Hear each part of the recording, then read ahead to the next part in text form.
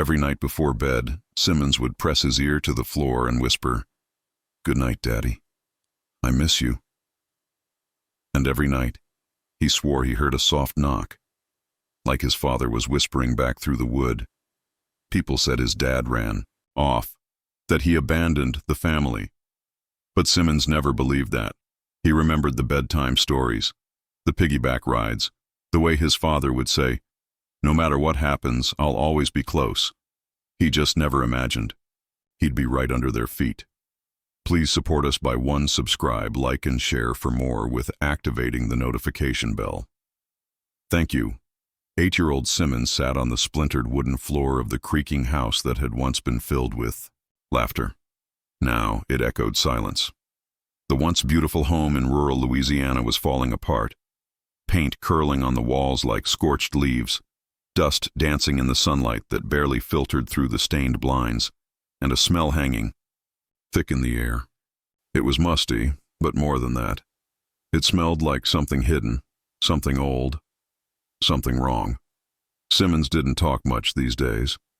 Not since his mother, Tanisha Simmons, was found 2 weeks ago, wandering barefoot down the highway with a Bible clutched to her chest and blood under her fingernails. She hadn't said a word since being taken into custody. That left Simmons in the care of Miss Greer, a kind but persistent social worker trying to untangle the knots of a family tragedy no one could yet explain.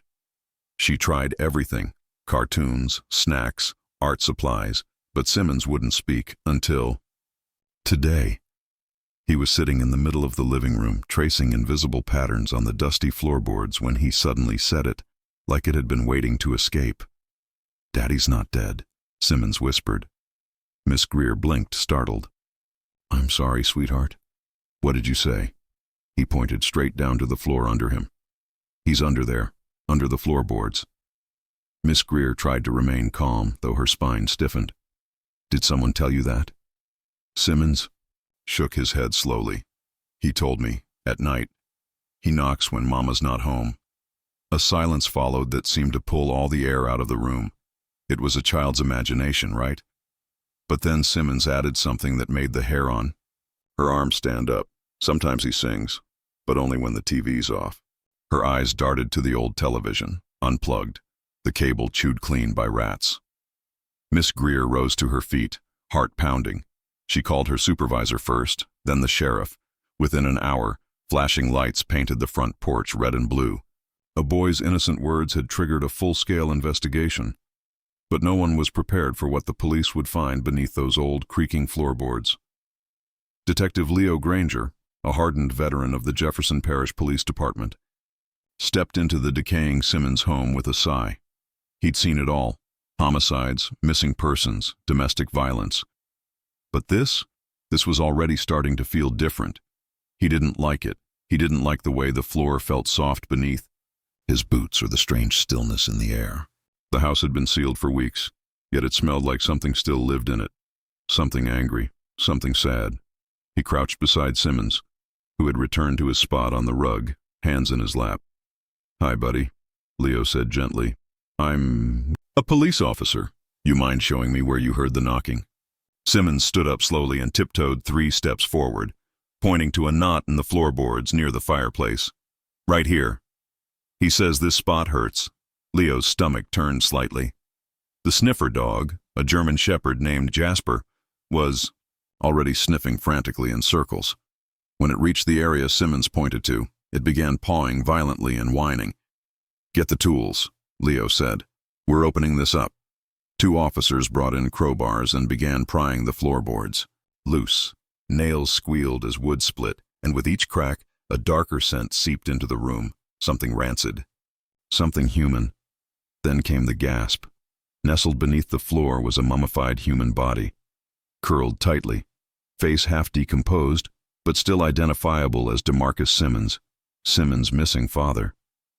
The room fell into stunned silence. Even Leo took a shaky step back. "Jesus," muttered one of the officers, but Simmons didn't cry.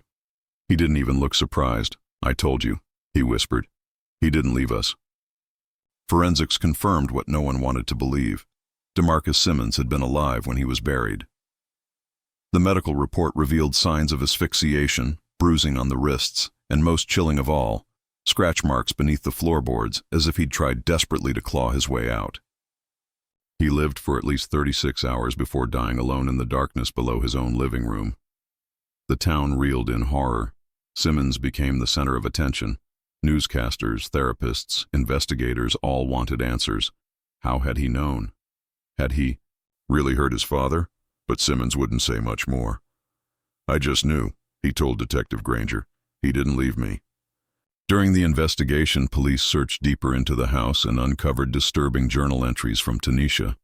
Scribbled in the margins of Bibles, receipts, and even kitchen napkins were phrases like, "He's not the man I married." Demons hide behind smiles. If I silence him, the light will come back. Clearly her mental health had spiraled, possibly from undiagnosed schizophrenia or untreated trauma. But it didn't excuse what she had done. Tanisha was arrested in a secured psychiatric facility. When confronted with the evidence, she broke into fits of laughter and crying, screaming, "He tried to take my baby. He wanted to poison his mind." The world judged her as a monster. But Simmons, he just stared at the floor. Because in that floor lived a memory, a voice, and a final connection to the man he had loved most. Simmons was placed into the custody of his aunt, Vanessa, a public school teacher from Baton Rouge. She'd tried to intervene years ago, but had been pushed away by Tanisha, who claimed Simmons was too spiritually delicate for outside influence. Now Vanessa was determined to give the boy a normal life, but Simmons had changed. He wouldn't walk on wood. Even in Vanessa's apartment, he carefully stepped only on rugs or tile.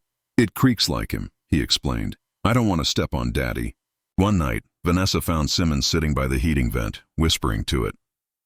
"Are you okay, baby?" she asked. Simmons turned to her, calm and strange. He said thank you for finding him. Vanessa fought back tears.